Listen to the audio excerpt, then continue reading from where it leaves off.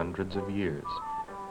Our history tells us that more than 2,000 years ago, camel caravans laden with rich cargoes of silk moved across Asia, forming a bond between the East and the West.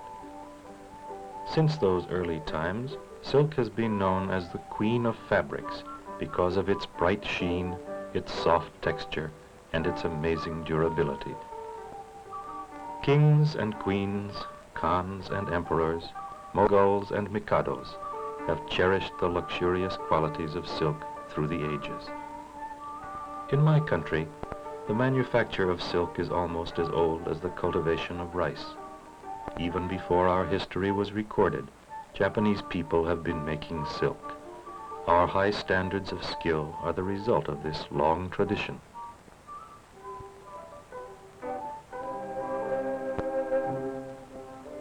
The romance of silk, as I know it, really begins in the foothills of eastern Japan, northwest of Tokyo. Here, as in many parts of my country, land suited by mountains. The farmers in this area raise only a few vegetables and very little rice. Their important work is to grow food for silkworms. This food is the leaf of the mulberry tree.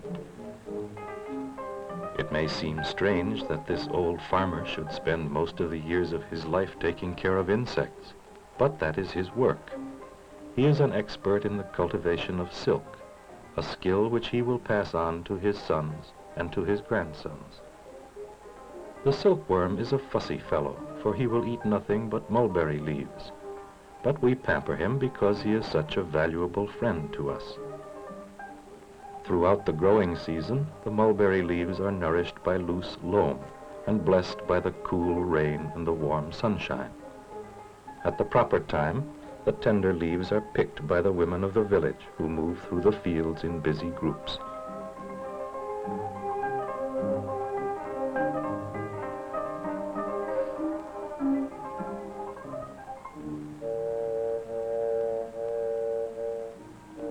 With their big baskets filled to overflowing, the women and girls go to the farm buildings where the hungry silkworms are waiting for their food. Over the years, the women who collect the leaves have developed a costume which is not only colorful but practical.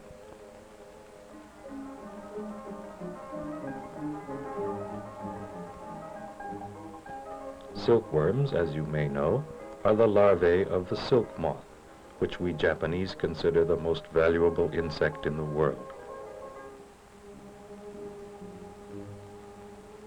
The silkworms are fed only the tenderest leaves, which are chopped and prepared according to the age of the worms.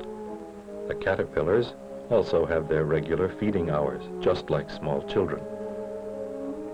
Their appetites are so ravenous that several thousand of them eating together in one room make a noise like falling rain. Each year, from spring until fall, several generations of silkworms receive the undivided attention and considerate care of the hard-working farmers and their families. Everyone watches over the fascinating development of the caterpillars through the entire cycle of their lives. It is from the cocoons that the moths, the parents of the silkworms, make their first appearance.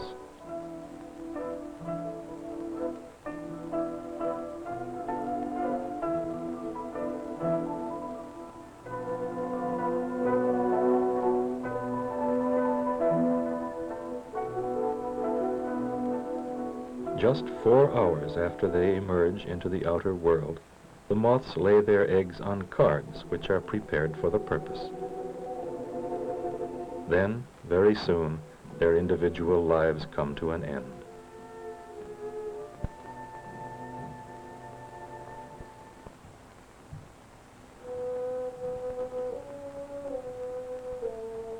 But life goes on, and from the tiny eggs, small black caterpillars are hatched. Just as soon as they are able to move, they start looking for something to eat. Mulberry leaves, of course. They grow slowly at first, but because of their hardy appetites, They are fully grown in 3 to 4 weeks, at which time they are about 3 inches long. When they stop growing, they stop eating. They are then ready to spin their cocoons. To help them, the farmer and his family move them to trays of rice straw. In these beds, the worms instinctively fasten their silk threads to a handy support and start spinning their cocoons. Sometimes, I think they make their cocoons so that they will be more comfortable during the long sleep ahead of them.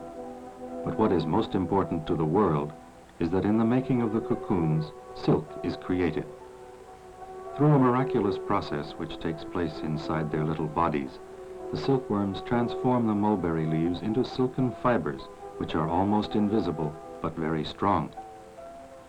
The silkworms are hidden from view, and in 3 to 5 days, their work is completed. Believe it or not, each one has woven a strand of silk 1/2 mile in length. The silkworms have earned a good rest, but as you see, they are not allowed to sleep. The silken fibers must now be unwound so they can be spun into thread. To do this properly, the cocoons must be prepared and packed so they can be taken away to the filature, a silk reeling factory, where they can be handled, thousands of them at one time, by efficient machines and trained experts. The pleasant trip to the filature through the green, warm countryside comes as a pleasant change to the people who have worked so hard and so long raising the silkworms.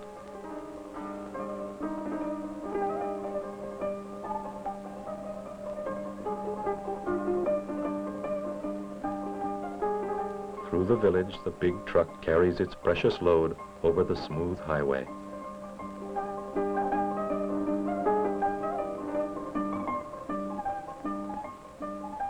The restful, rolling countryside gives the silk farmer and his family a refreshing view of this beautiful land. And of course, at the end of their journey, they will be paid for their work, so they can buy the things which they need in order to make their lives more comfortable. We Japanese, you know, believe in the freedom of the individual. We feel that everyone, everywhere, should be free to work and to plan and to seek a full life in the best way he knows how, limited only by his abilities and willingness to work.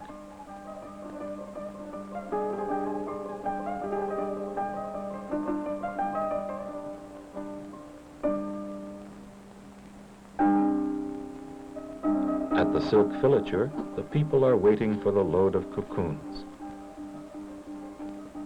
Everything is timed like clockwork, so there is no delay in the intricate processing of the silk.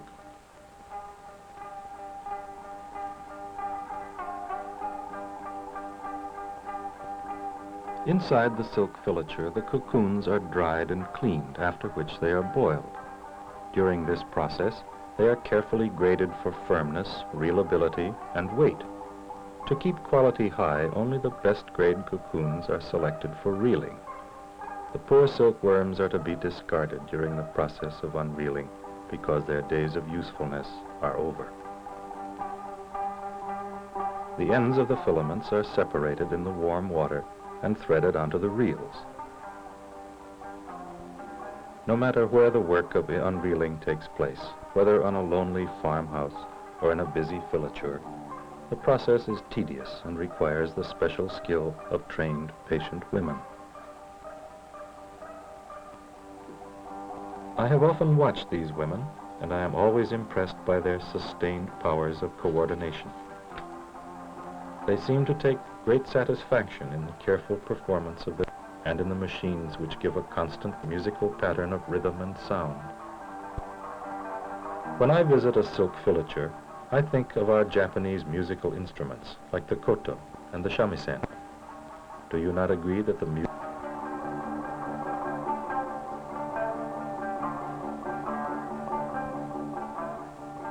One of the most satisfying things about modern industrial life is the harmony which exists between the efficient machines and the competent people working together to create more wealth and more products for everyone, from the Japanese farmer in the hills to the lady in a distant land who will receive the finished silk in one form or another.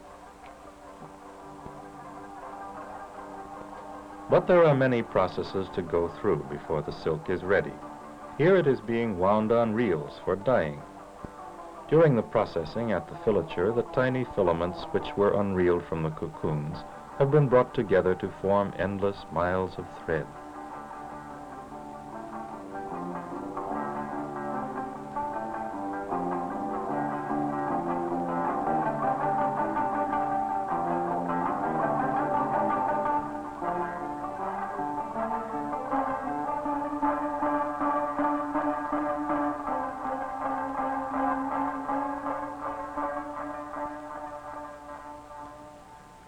After the thread has been carefully prepared, it is taken to a nearby textile mill for weaving into cloth. Today, in Japan, the weaving of silk is a thoroughly mechanized industry. With the exception of a few highly artistic weavers who work on hand looms, most silk yardage is woven on wonderful machines which almost think for themselves.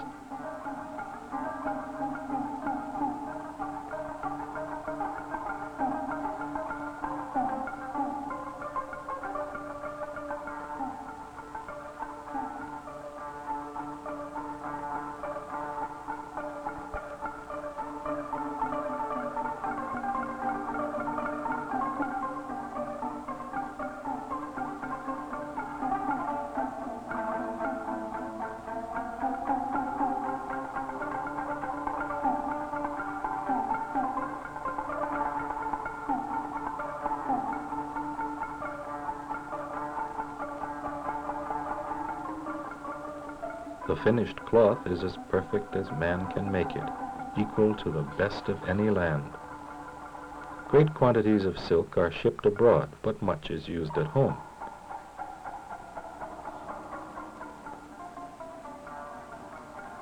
Among its many uses, we Japanese think that perhaps the most appropriate is in the kimono, our traditional costume. In the kimono and in the obi, a wide sash which goes around the waist, we see the most perfect example of the utilization of this exquisite fabric.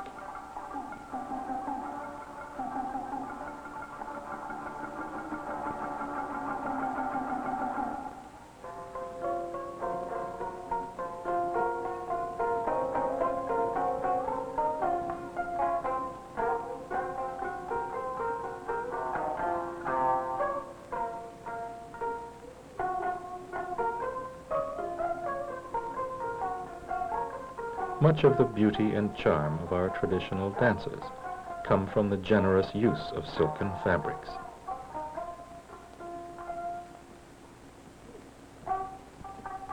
For thousands of years, we Japanese have appreciated the bounty and the beauty of our land. But to a tiny insect, we owe a very large measure of thankfulness. For as in olden times, we consider that silk is a miracle of nature, as well as a masterpiece of mankind. It is my hope that other peoples in other lands will always find each day of their lives to be a little more happy, a little more beautiful, because of silk, the queen of fabrics.